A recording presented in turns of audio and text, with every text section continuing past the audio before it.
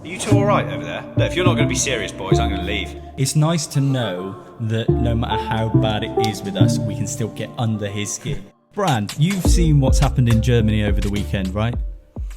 I haven't. So I'll read you the news headline, and I'll read it to you, Vince, as well. The German football team, Borussia Dortmund, is starting an internal process against its devout Christian player Felix Nemetschia for having expressed sympathy on his social media accounts to Charlie Kirk's family and writing that celebrating someone's murder is truly evil. Now, I don't know about you, and I knew this would wind you up, and I knew this would wind Brandon up as well. Hi, Brandon.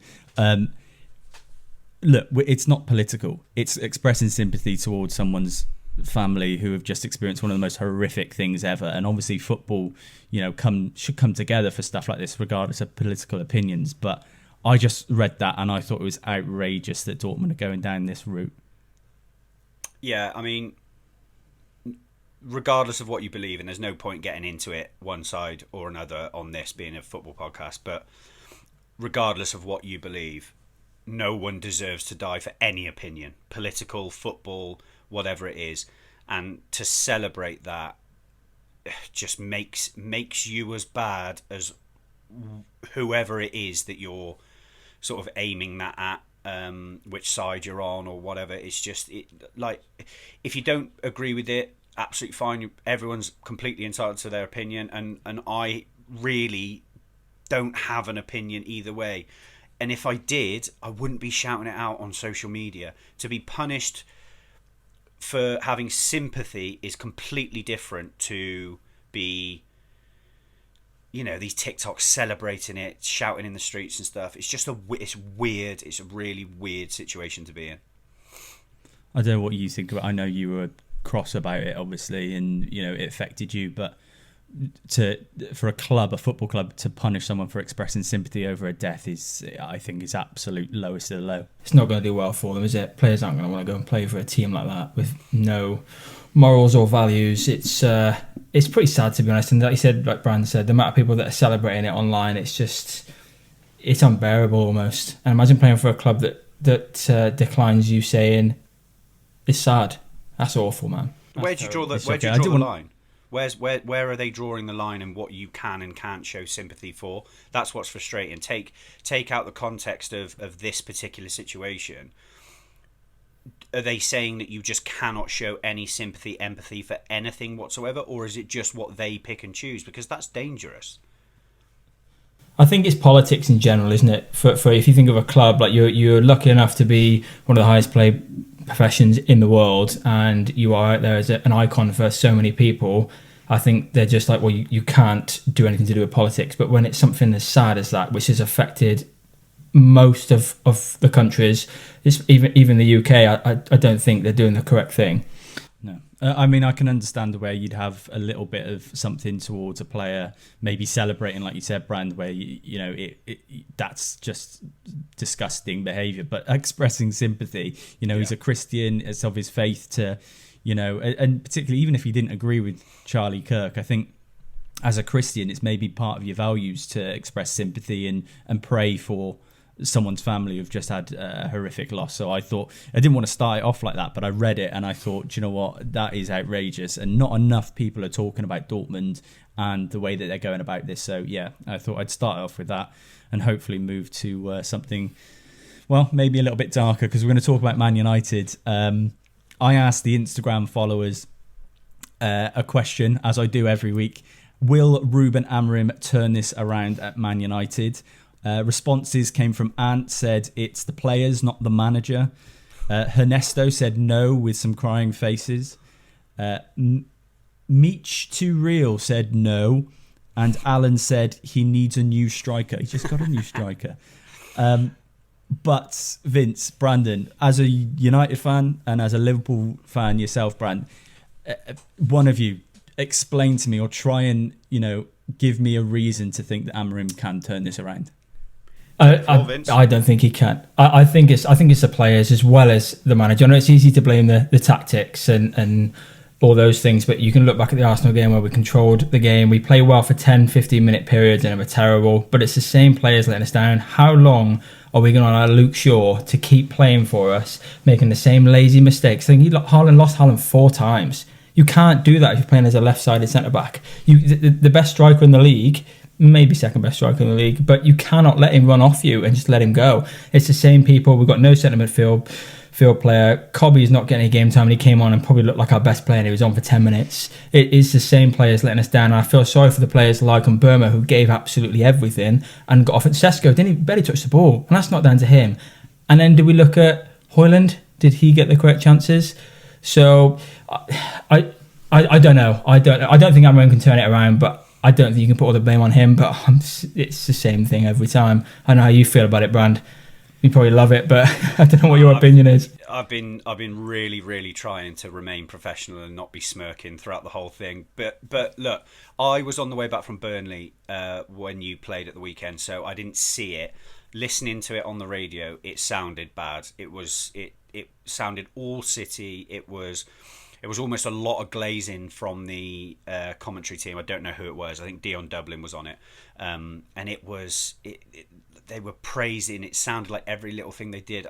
I haven't seen it, obviously, because it was just highlights on Sky Sports and whatever. But apparently there was a period of time where Haaland sort of headed away 3 corners in a row or something, and they were lapping it up. So I can only imagine how frustrating it had been for you. Obviously, I think it's hilarious.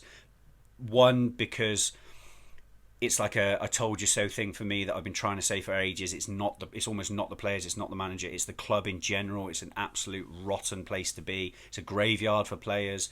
It almost doesn't matter what you bring in, what you do, manager, player. There's something fundamentally seriously wrong with that club, and I've alluded to it before with things like the fan relationship, not just with the Glazers, but even with Ineos now. You can't be charging an X amount for tickets, but then spending God knows how much on players. It doesn't look good. I still don't think, and he's been so adamant about staying with that 3-5-2 or sort of however they want to label that formation with the wing backs and playing players out of position. But you would hope that you would see something in terms of a pattern of play by now with that formation, or with that sort of crop of players that he keeps playing in certain positions.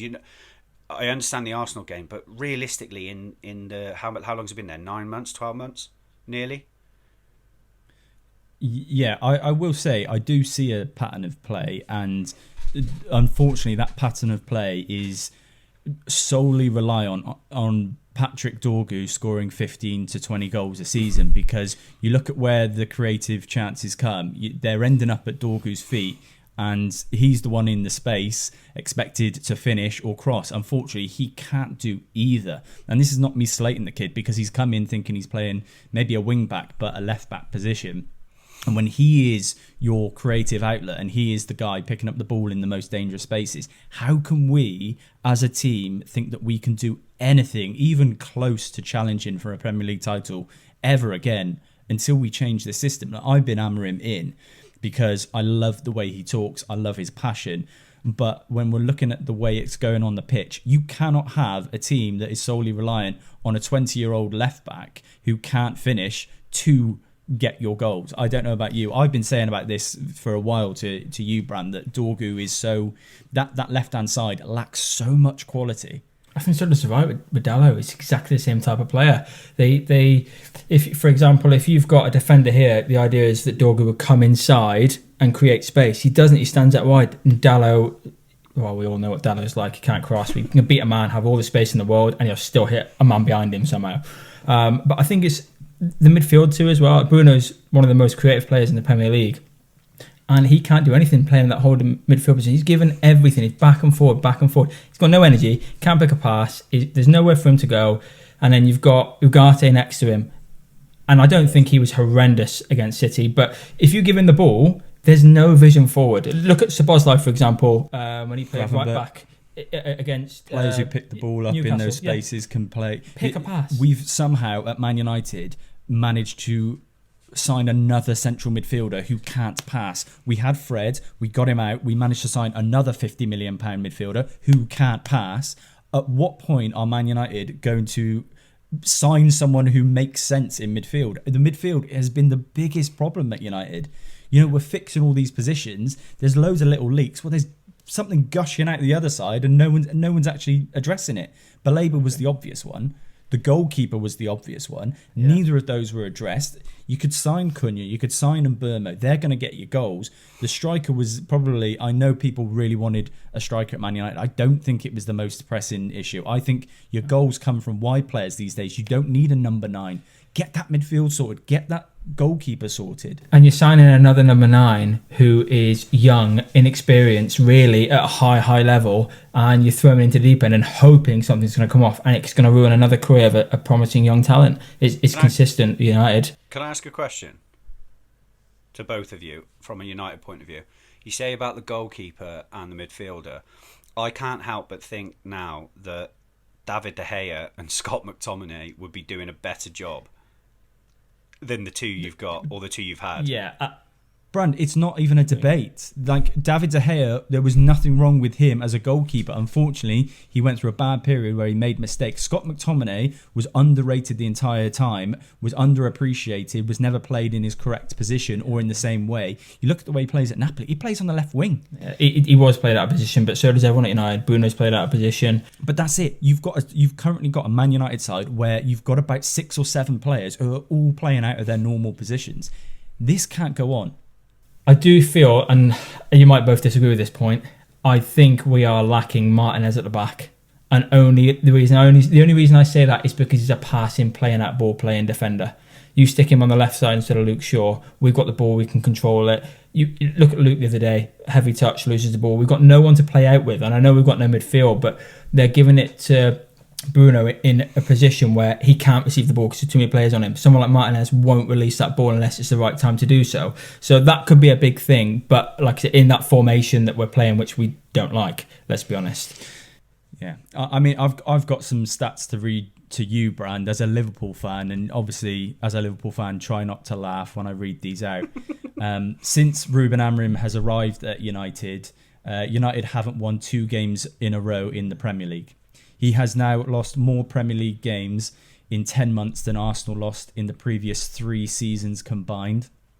Ruben Amorim has the worst win percentage of any permanent Man United manager since the Second World War.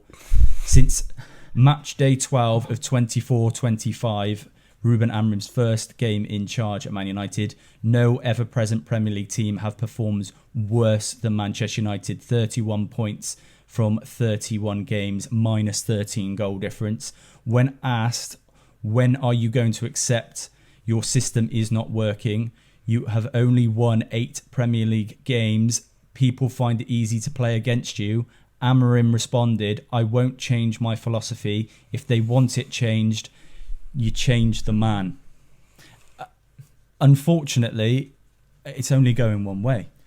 While we're on this, have you seen the lad that said he's not going to cut his hair until Man United win 5 games in a row? He'll be dead before he does that. He'll be dead. He will be. And he's only a young lad. That's awful. He's got his whole life ahead of him, and he's about to be ruined by Man United and excessive hair. A nest of head. Some of those stats. You're obviously going to be lapping that up, right? Yeah, of course, and it wouldn't be right not to. And if I want us not to absolutely bomb and me be so biased that people turn off, I'll take it from a non-biased point of view as much as I can. Those stats are not acceptable for a Man United manager, regardless of whether you think that they're washed or whatever the kids say these days in these phrases. They're Man United. They're a huge, huge club, probably the biggest in terms of sort of global reach in the Premier League, although I think the balance is tipping. It's just purely unacceptable. And the main thing I took from what you said there, forget all the little stats about not winning 2 games in a row and all that sort of stuff. That's things that can change. The one thing that can't change, if he's saying it can, is him saying he is not going to adapt. How many times have we sat here on this podcast and say, to be a top manager in this day and age, you have to be able to swallow your pride, change things up, and the game of football is a results-driven game. If your main priority isn't to say, do you know what, this isn't working. Let's try something new and try and get a point or 3 points, depending on the context of the game. Like a point for you at the Etihad yesterday would have been brilliant in the grand scheme of things. And I haven't seen it, so I can't comment too much, but it doesn't sound like you were necessarily set up to do sort of either. You weren't really going hell and full throttle to try and get a win, but you weren't also going completely sort of behind the ball.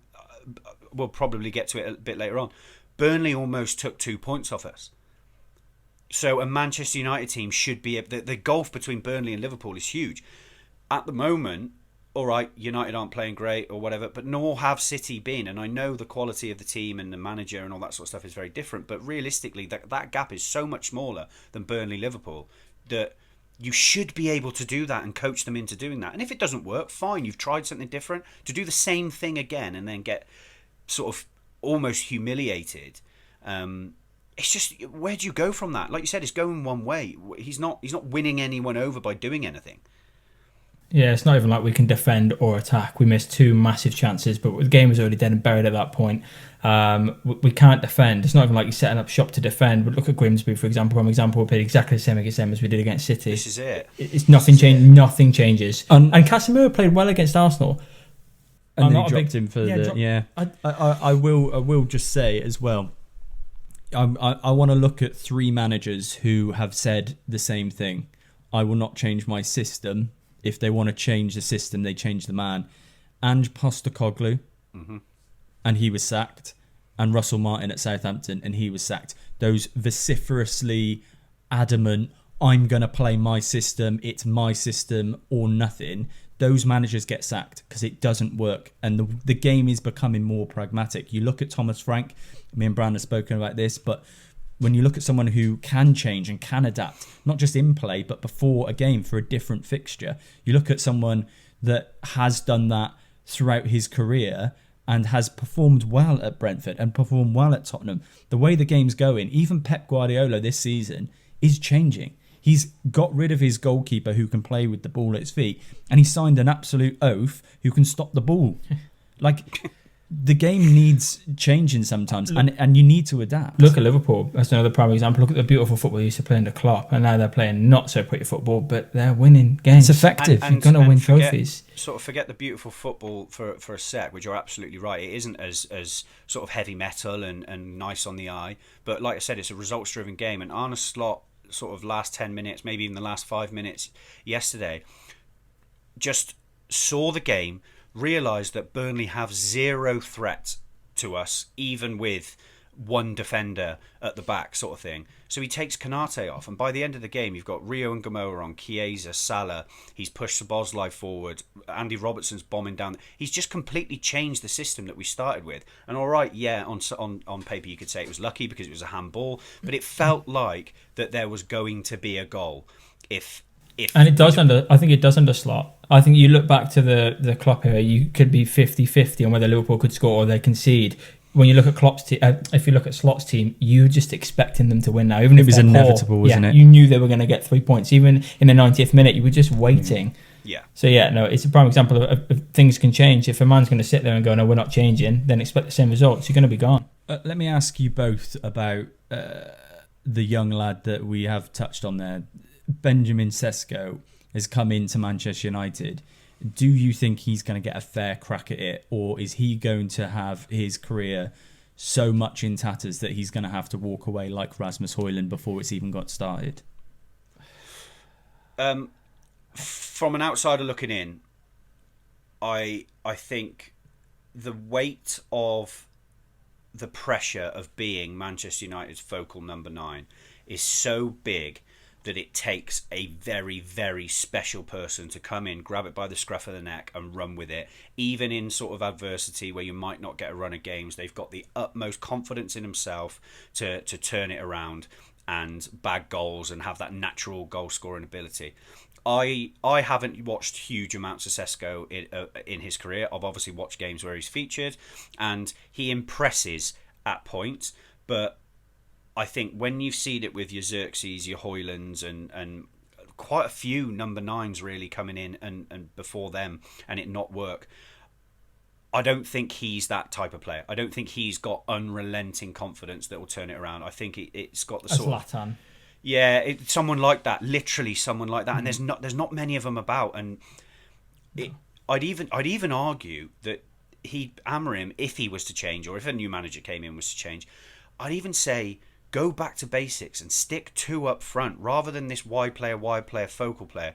Give two of them that might be at 50% of their capacity a chance to play together, play off each other, and stop putting the focal point just on one player all the time. I think Mateus Cunha would have a chance of being that arrogant sort of knows he's good enough to do it up top. But you've also then spent this money on Sesko. Like, what do you do with him?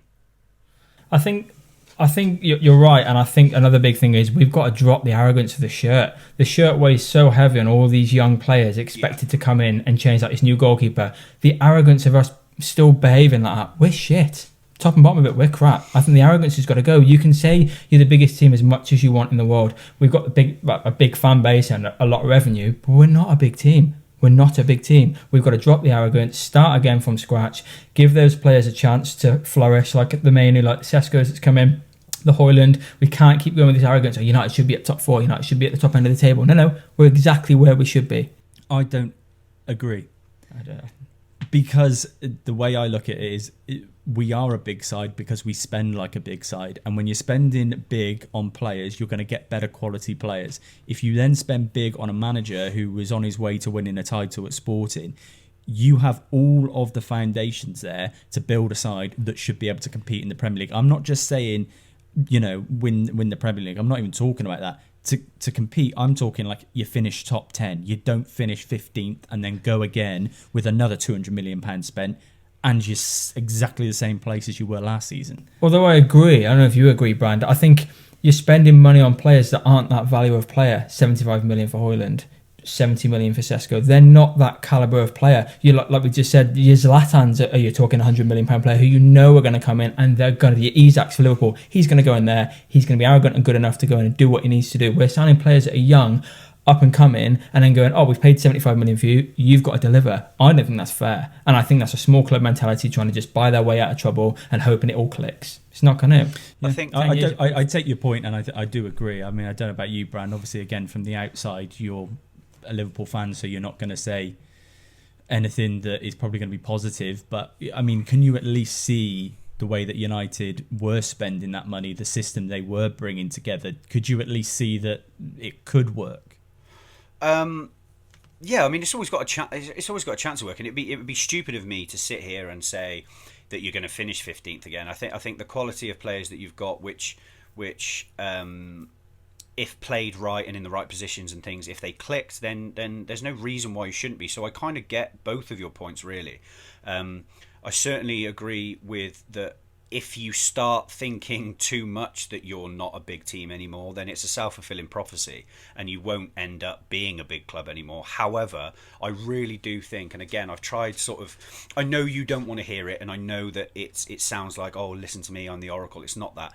I said so many times over the last however many years that I see so many similarities in the way that Man United are at the moment when we were under the Hodgsons and the Dalglishes and the finishing 8th and 9th and 10th or whatever, getting knocked out of cups. I see so many similarities, and that was under previous ownership of Liverpool where it was toxic. But there is also an element that you have to have that acceptance. You go through stages of grief and they have like denial and things like that. I think acceptance is a big part of it, and I do also agree with Vince in the way that you if you build yourself up too much, then you're going to expect sort of failure, and it's going to make it a whole lot worse when you do fail. I mean, I said to you at the start of the season that what is football without hope, and you are well within your right to be saying, do you know what, I really hope we get top four and all that sort of stuff. Absolutely. What is the point in supporting a team if not? It's what happens after that. If you can then say, do you know what, we are absolutely crap, this isn't working or whatever. But I still see some United fans tribally, biasly saying we'll be absolutely fine, and I think you've got to accept where you are right now. And he as a manager, yes, there's blame on the players. Yes, there's a stinking sort of smell coming out of the ownership and whatever. But he has, as the manager that picks those players out of position and picks a system, has to say, okay, it's not working, I'm going to change. It almost sounds to me, that quote, I won't change my philosophy. If they want it changed, you change the man. That almost sounds like to me, just get rid of me. I'm not enjoying myself. I don't want to do this anymore. So you need to get rid of me so I get a big payout. That's how it sounds from the outside to me. I was thinking that myself. I mean, the way that he came out after the Grimsby game, the quotes that came out from Amorim after that, saying that the players said a lot and spoke a lot on the pitch about what they think of me, and so the players aren't behind him. It almost feels like he's not behind himself. And whereas I like the man and I like his demeanour, and I don't want to be this sacking club. I just don't understand how we get out of this in the system that he's currently deploying. I think the players are behind him. I think they're sick of going through manager after manager. I think they like Amorim as a person. I think he's probably tactically on the training pitch very good. It just doesn't seem to come off on the weekend. We've just sat and watched Como, and they got the ball, they turned on the ball, passed forward every single time. We don't have players that can do that. He's expecting a Bruno Fernandes in a 10 position to be every single player in each position, and we haven't got the players to do that. Now, I know we've just spent 200 odd million. It's not going to solve it overnight. Do we give a bit of patience? Because we got rid of Ten Hag, played his way, didn't work, did it with Louis van Gaal, Jose Mourinho, getting another manager in. Who are you going to go for? You almost this have is to a give manager. him time. This is a manager. We can give him as much time as he wants, and he's having time. And the longer he spends here, and this will probably sound like I'm really pro Amorim out. The facts are the facts. The record he has is the worst of any manager since World War II. It's not. This is World War III, and it's happening, and it's because of him. And I'm not saying this is about. I'm not slandering him, but the facts are the facts. And at the end of the day, in these high pressure jobs, you are judged on the pitch. I'm not going to judge him on his quotes in the press. I'm not going to judge him because he's a really likable character and he laughs and smiles. I'm looking at the pitch, and I'm looking at another season where it looks exactly the same as last season. The same problems, and we're throwing money at it, and the same problems keep cropping up. Change the system. Figure it out. I don't want to see 5-3-2. I don't want to see 5-3. I don't want to see any of that anymore. I want 4 at the back. I want 2 wingers, not fullbacks. I do not want to see Patrick Dorgu picking that ball up any more in 10 yards of space on the edge of someone's box, not knowing whether to shoot or cross, and then doing neither. Yeah. We've got a 6'5" centre forward in the box, and every ball goes over the top of his head. Honestly, it's like they're playing head tennis, and he's the net. It's a joke, mate. Yeah. And I'm absolutely sick of it. And I was watching that game, and I was quietly seething. I was boiling, because I'm not looking anymore I'm not trying to find reasons why it can work like I was at the start of the season. I'm now looking at all the different reasons why this isn't going to work, and it is obvious. And if the United board can't see that, the fans certainly do. I think they can see it. What do? They've signed him to stick with his philosophy, which is playing that formation. They go and sack him a year and a bit in. What do you do then? Where's his solution? I don't want to. This is the problem you've got. Backed into a corner. Yeah, they at the end of the day, they sack him. That's more money going out the club, and on top of that, it's egg on their face once again. They've just backed him with a lot of money for players that he seemingly wanted. But at the same time, if you get rid of him, you have got the FA Cup to play for this season, and you're then doing the same thing at a very almost similar time as what happened with Ten Hag. You've written this season off already, which I understand you probably already have, so that's kind of a free hit. But then, does the cycle just continue? It's a real predicament, and I promise you, I'm trying not to smile when I talk about it, because I know how much the club means to you two, and it's not nice. But even being a manager coming in, imagine they sack him now, and he's like, who would want to come in and go, "What? My principles are this, but I'm going to sack you." Say you go Iraola, just throwing names out and things like that. Say you go with someone like him, or Glasner. Can you trust them to then have the nous to take a job on the size and the magnitude of Manchester United? What manager out there is genuinely hard enough, strong enough in sort of the media, thick-skinned enough to deal with all the shit going on behind the scenes? Is there anyone out there that could do a job? We've tried everyone. You think of the big managers, we've tried high-profile managers, we've tried new upcoming managers. Nothing seems to be working. I don't think that we need to change the manager. I think the manager needs to change. Yes, yeah, and I'm so sick of changing managers, as are all United fans, and that's probably why we've given Ruben Amorim a bit of a longer leash here, because any other manager, and I'm not just talking Man United, any other manager with that record in the Premier League gets sacked. Yeah. If you're looking at an Everton manager, he gets sacked with that record. West Ham, they get that. Like when I said to you earlier, those are real stats. They are the worst in the Premier League. All the other teams that were worse than him, guess where they are? They're in the Championship. And this is our manager at Man United. I'll finish on Man United quickly, but like I said, I just want to put that point across. I'm not a pro sacking Amorim, but he needs to change. Like, this cannot go on. It simply can't go on. So it needs to change, and it needs to change by next week. And Chelsea, I mean, if we do not get a result against Chelsea, the world's going to be on fire. We're 4 games in, by the way. I'm not. I know. 4 games in, Brand, and you were at Turf Moor at the weekend, changing the subject. How was it? Did it look inevitable like it did for me watching it from home? It did, but it was horrible. It was a horrible, horrible game to watch. Not necessarily because I've seen a lot of sort of anti-football stuff coming out of social media and blah, blah, blah. Look, it's Burnley Football Club. They're a newly promoted side. We're the champions 3 from 3. We've just signed £400 million worth of players and already have the quality sort of that we've kept from the last squad. What are they supposed to do? They're not going to go toe to toe. So I don't necessarily agree with the anti-football thing. I thought they did their jobs well. They were well up for it. The fans were well up for it. They didn't really do anything. They defended well, but I also think it was a case of how poor we were going forward. It really did worry me and the fellow that I take Aj. It worried us for a long time, and with that amount of money and quality on the pitch, we shouldn't be sort of struggling so much to break down a side like Burnley. But we did. However, like I said to you, Slot made the changes and things and saw things that maybe we didn't.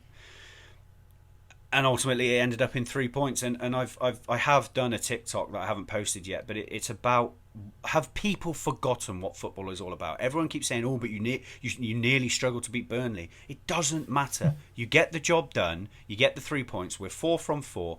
No one cares. No one cares that Newcastle United nearly got a point with 10 men and no striker. No one cares. The facts are the facts. So I just want people out there just to remember what football is about. You get 3 points for a win. That's all you need to worry about.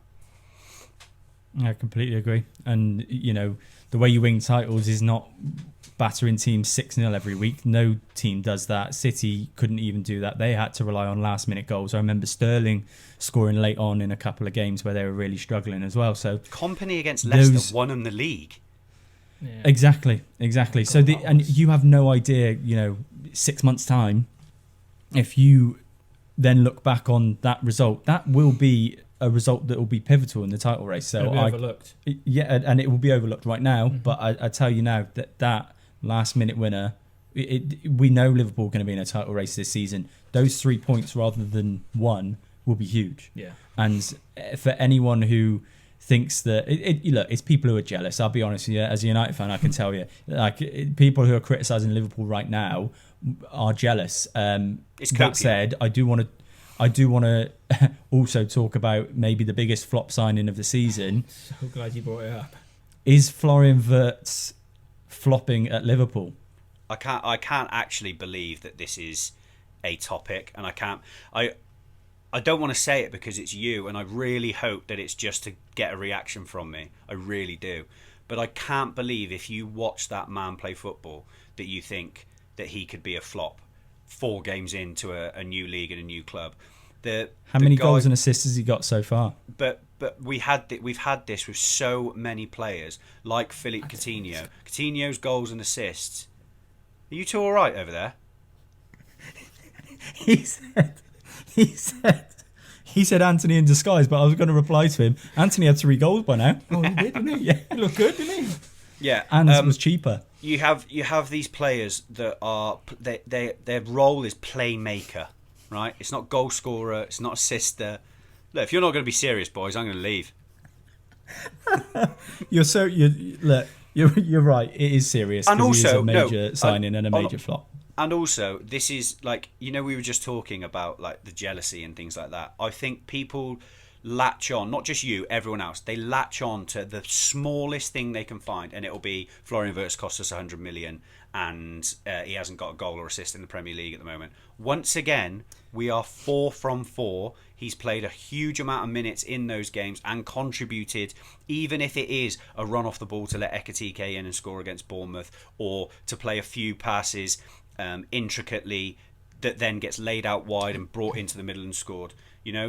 He's having an impact on the game. His pass success, his dribbles, one went wide from him yesterday that he probably should have taken early and stuff, but he's getting in there and it doesn't look like it's phasing him. That's the biggest point for me with Florian Wirtz. He doesn't look like he's frustrated or getting angry that he doesn't get chances and things like that.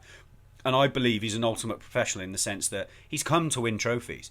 And as long as he's contributing in some way, that he'll be happy at the end of the season if he does. I still think he'll come really, really good. He's too good of a player technically and intelligent to not end up either scoring goals or contributing with assists or like a pre-assist or something. I think he's fantastic.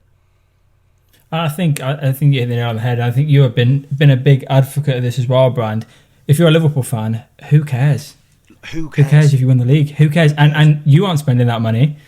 No. Yeah. So if you win the league and he's a flop this season, are you going to be like, oh, well, Wirtz a flop? We won the but league. He's also right that, this is pretty much the only thing, like as a United fan, we can cling on to. Salah. It's nice to know that no matter how bad it is with us, we can still get under his skin, despite him being they're 4 from 4, and we can still get under his skin, which is nice. We'll move on to the weekend treble, the part of the show where we win you money and pay you to listen. Yeah. Well, Brandon, your bet did not come in this week. You were let down by one leg, which was Liverpool -1. Obviously missed out by a goal, which is so funny. The irony. Mine did come in. That was a return of £24.27, which means I am 3 from 5 this season, which is a nice healthy profit. Brand, you're still in profit, but I've just snuck ahead of you as well now. So Deservedly. Big week. Yeah, big. Well, look, you said it yourself last week. You said you back Alex if you want something that's pretty stable and you can tick over. If you want big returns, back me this week. And yours wasn't it wasn't far off coming in. This week, my weekend treble is Wolves or draw against Leeds. That's a double chance for Wolves at home. My second selection is Hoffenheim versus Bayern, both teams to score. Wow. And my third selection is Juventus to win away at Verona. £10 on, returns £33. What is yours? Can I just say it's funny how our minds work, because my initial selection is also a double chance, and it is Manchester City or draw. Inter Milan to beat Sassuolo at home, and we've touched on them earlier, which I hadn't seen and now I regret, but I've also got Dortmund to win at home against Wolfsburg. £10 on is £31.37 back. I'm very intrigued that you think City are, you're that confident that they're going to go and get a result at the Emirates. So, Arsenal have got to travel to Bilbao for the Champions League. City are at home, okay, arguably against a tougher opposition in Napoli. But I think that City have to, if they, I know it's ridiculous and it's the 5th game in the season, whatever. I think they absolutely have to get a result, whether it's a draw or a win there. Otherwise, I genuinely do think, as early as it is, that they could find themselves in a bit of trouble with playing catch up. I know they can do well and go and win 20 games in a row, but I don't see it from this particular City side. I don't see that happening, and even if it does, I think that Arsenal and Liverpool will continue tickling along and winning and not dropping many points along the way either. So I do feel it's almost like a must win game for them, or at the very least to get a draw. They can't get beat there. And I think Arsenal have to beat them. Yeah, and I think they need to make a statement. They missed the opportunity at Anfield, and this is their chance. Which I agree, but I think over the course of the season, I think that Arsenal will possibly pick up more of those little nitty-gritty results and things. I think teams, like they used to do with Manchester United, I think teams these days, and I know City will roll a team over 5-0 or whatever, but I feel like teams are rising to the Arsenal and Liverpool over the last couple of seasons because it's that scalp of stopping them from winning their league, you know. And I think Arsenal will get through a lot more of those, and they won't play as well in those games, the opposition, where Man City will just turn up and batter them. Yeah, you don't see Arsenal doing what happened with Brighton, do you? But you can see City doing that a couple of times. Yeah, I think Arsenal are the team to watch this season. I really do. Against Liverpool for the title, I think it'd be them too. I really thought City at the start. I mean, you know what Pep does halfway through the season, he turns it on like he did last season. Something that actually people need reminding, that last season, the last 19 games of the season, nobody won more points in the league than Pep Guardiola's Man City. So, you know, this is a team that can turn it on, and when they turn it on, they are relentless. They just don't seem invincible, do they, like they were before? They seem beatable. Yeah. And even actually the United game, we could have scored. And a team that could defend probably wouldn't have conceded. Yeah, no, I agree. I think it'd be a tough game. I think it'd be tougher than... Yeah, I mean, it's so great, though. I will say the start of the season has been, you know, interrupted because of the international breaks and stuff, and we got another one coming up. But to have this size of a fixture, and we've already had Arsenal, Liverpool, we had Arsenal, Man United, we've had Man United, City, and, you know, another Liverpool big, massive game. So, yeah. It's a big weekend. You got Liverpool, massive Everton, weekend. United, Chelsea, City, Arsenal. It's huge. Yeah, it's great. It is great. I mean, we know our results, so we'll just see what happens with you guys. Chelsea 3 points now. Brand, you are on TikTok and making a little name for yourself at the moment at WasLFC. Go and follow him for all Liverpool content. And also, if you want to get some Liverpool tickets, he is the man to go to. So go and follow him. Send him a DM. I'm sure he loves those. I think you've had thousands probably in the last couple of weeks. But you're always welcome in a couple more. If you want to follow me for all the best bits from the show, I'm at Alex Goalposts. You are also on TikTok as well, and Vince Goalposts. Vince Goalposts. So you can follow both of us on TikTok for all the best bits. I'm actually also on Instagram, which I think is Alex Goalposts as well. I mean, I've only had the account for a year, I should know. But if you are sick of our faces as well, you can go to Spotify and listen to the episodes. It's Alex Goalposts, and if you search for me, you can go and find all of the audio only episodes as well. Brand, thanks for joining me once again. Vince, it's good to have you back on the podcast. Pleasure. We'll be back next week, next Wednesday, and every Wednesday until the end of the season. Thank you. 4 from 4. Ruben Amorim.